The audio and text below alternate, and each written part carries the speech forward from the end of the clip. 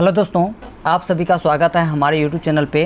चलिए दोस्तों, पिछले क्लास में हम आपको प्रैक्टिस सेट 1 लेकर आए थे और आज के क्लास में हम आपको प्रैक्टिस सेट 2 करवाए हुए थे और कल हम आप लोगों के बीच लेकर आएंगे प्रैक्टिस सेट 3 लेकर आएंगे।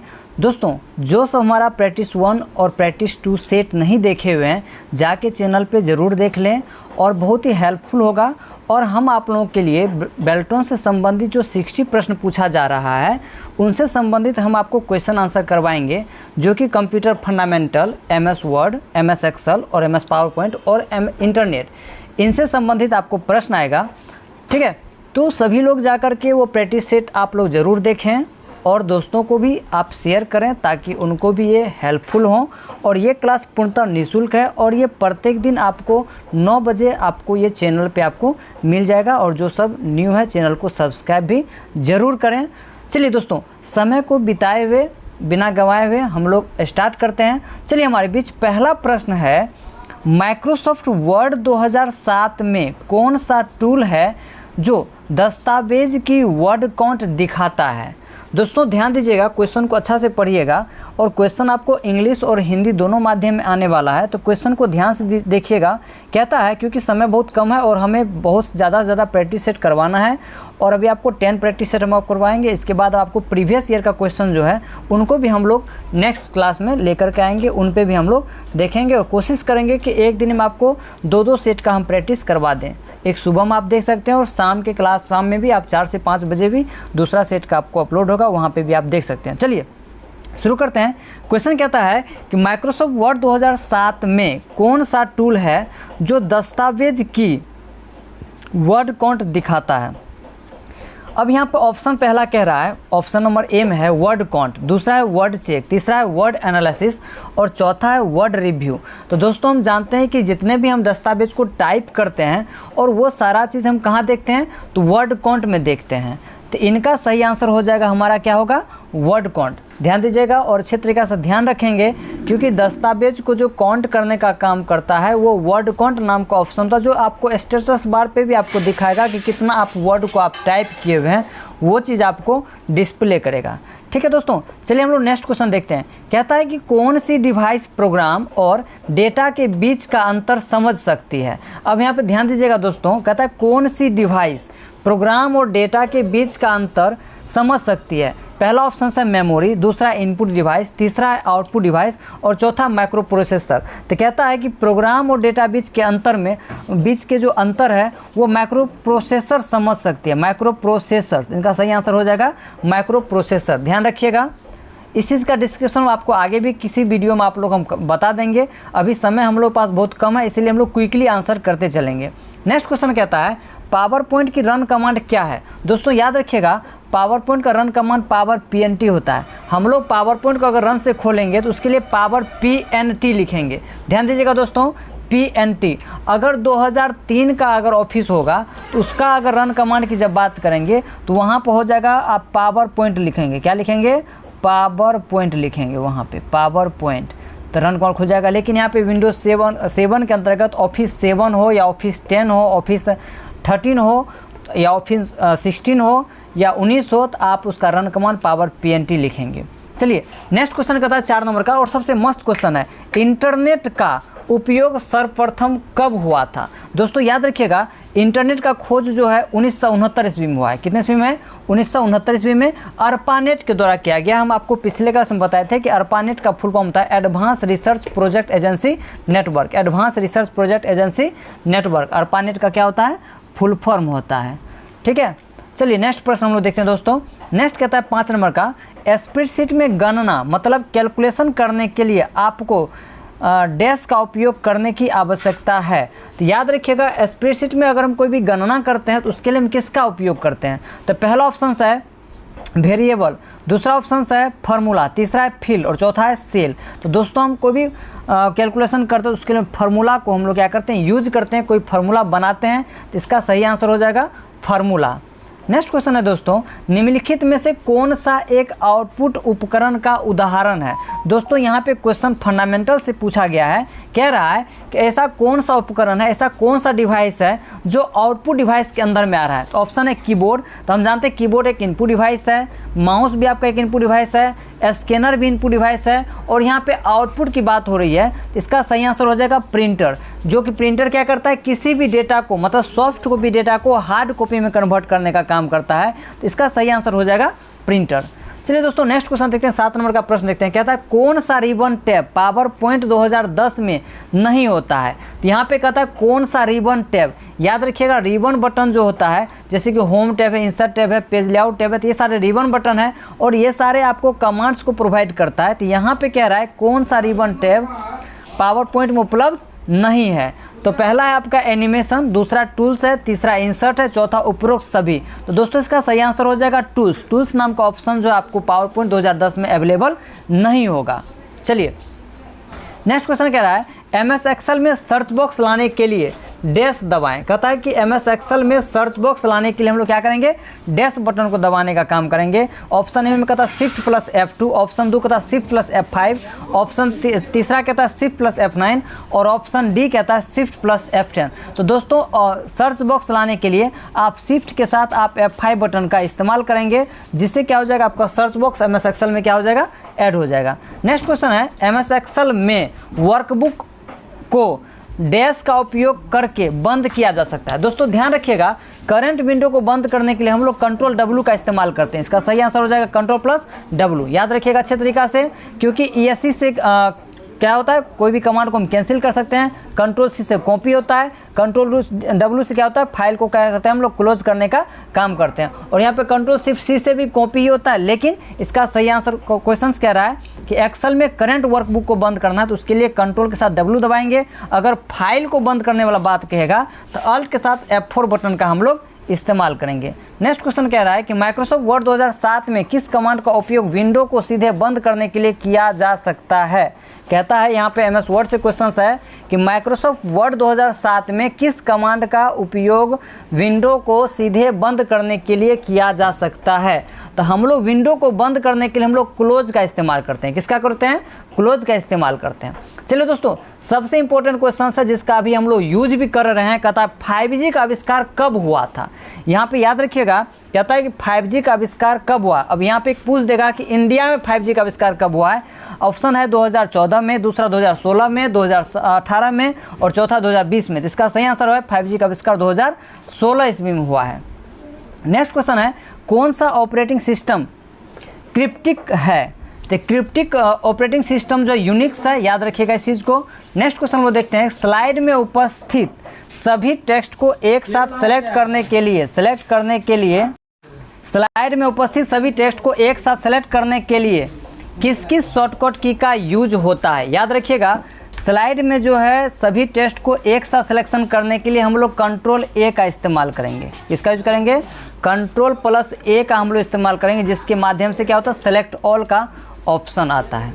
नेक्स्ट देखिए कुकीज़ डैश में सेव की जाती है। कुकीज़ की जब बात हो रही है तो कुकीज़ जो है किस में सेव होती है, क्लाइंट साइड में सेव होती है।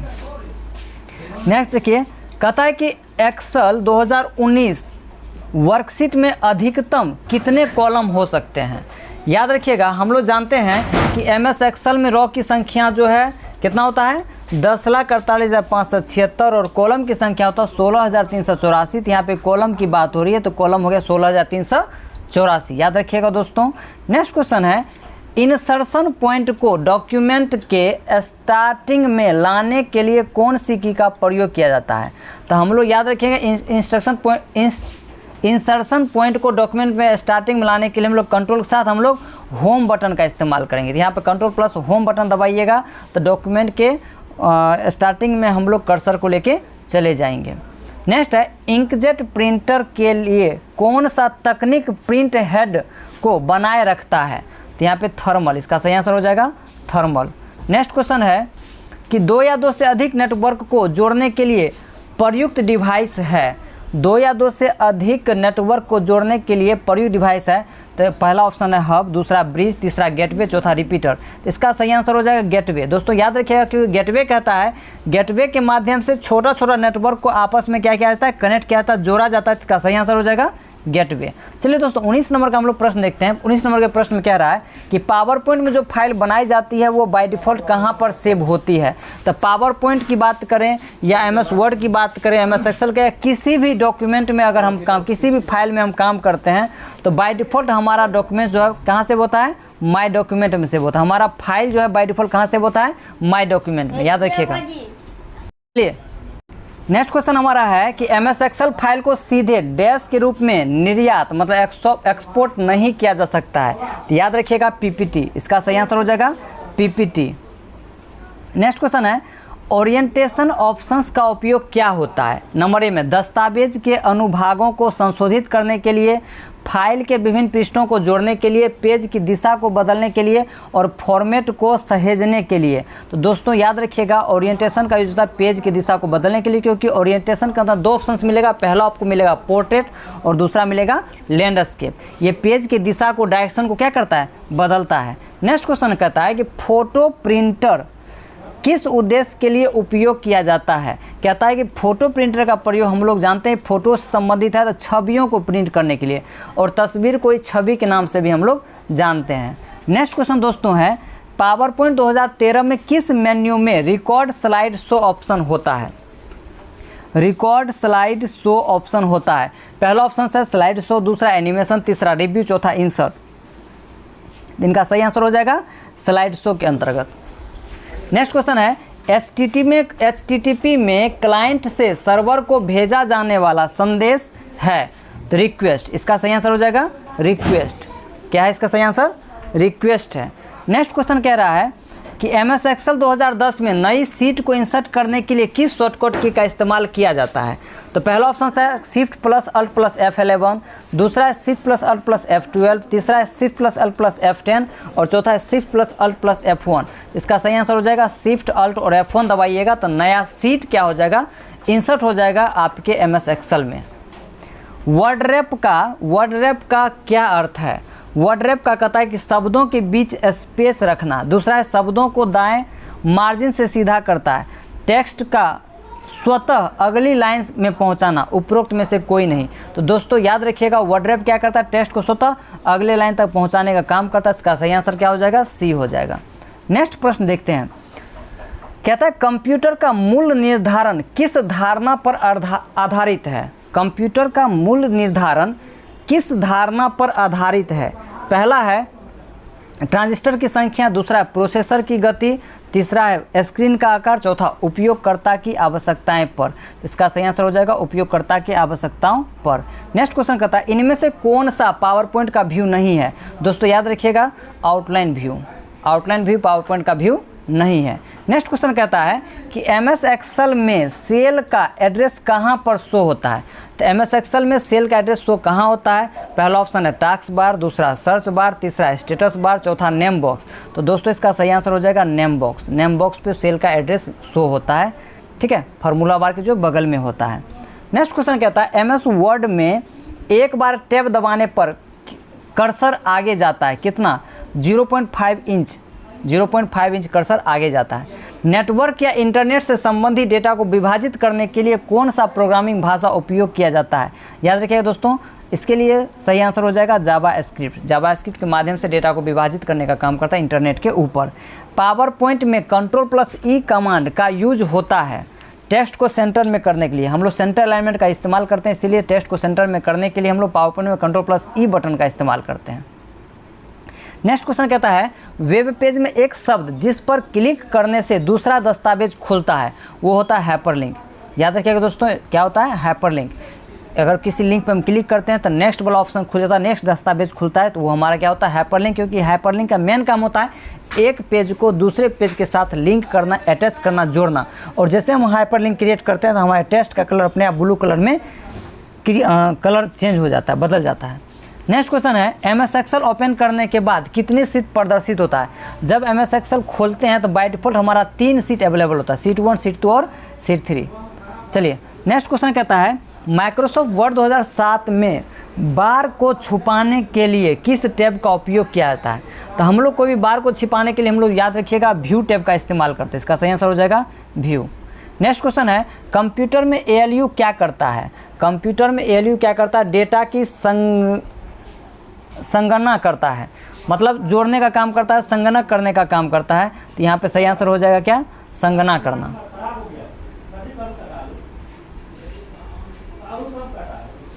नेक्स्ट कहता है, पहले से बनी स्टाइल जिसे पावरपॉइंट में प्रेजेंटेशन के लिए यूज किया जा सकता है कहलाती है टेम्पलेट्स।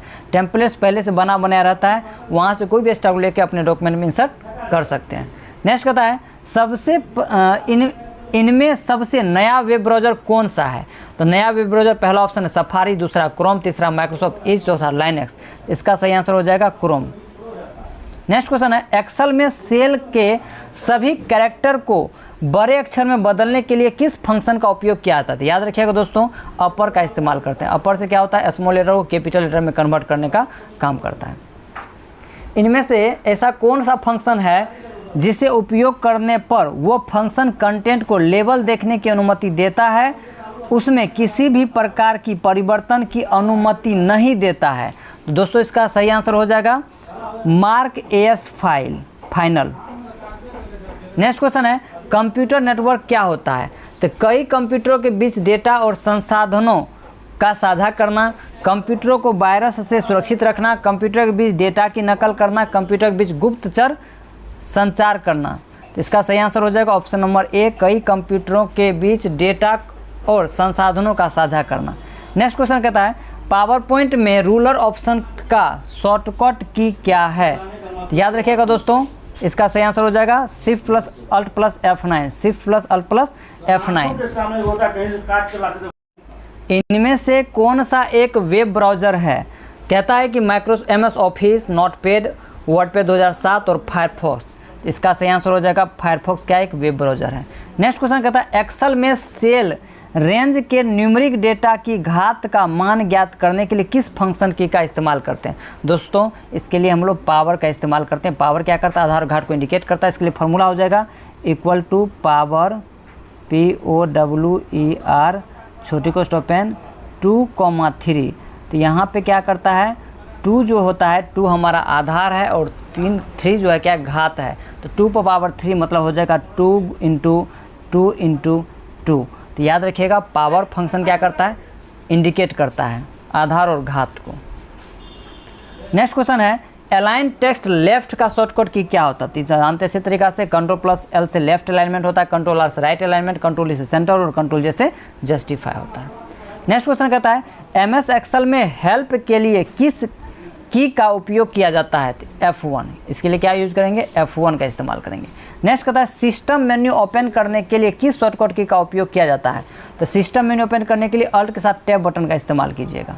नेक्स्ट क्वेश्चन है, किस कमांड का उपयोग किया जाता है जब विशेष पंक्तियों को छवियों के साथ संलग्न किया जाता है? इसका सही आंसर हो जाएगा merge with picture, merge with picture. Next question है, कंप्यूटर का पहला वाणिज्यिक उपयोग क्या था? ऑप्शन ए है गणना, दूसरा है अभिकलक, तीसरा है संगणकीय संगठन, चौथा है वायरलेस संचार। इसका सही आंसर हो जाएगा बी, अभिकलक। नेक्स्ट क्वेश्चन है, इनमें से किस व्यू से हम सभी स्लाइड को एक साथ दे सकते हैं? तो इसका सही आंसर हो जाएगा दोस्तों थ्रू स्लाइड सॉर्टर व्यू, सभी स्लाइड को एक साथ हम देख सकते हैं। नेक्स्ट क्वेश्चन कह रहा है, CSS की फुल फॉर्म क्या है? याद रखिएगा दोस्तों, का सही आंसर हो जाएगा कैस्केडिंग स्टाइल शीट्स।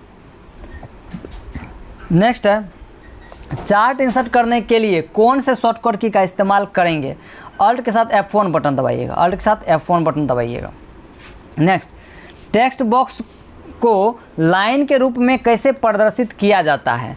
तो view as border, view as border.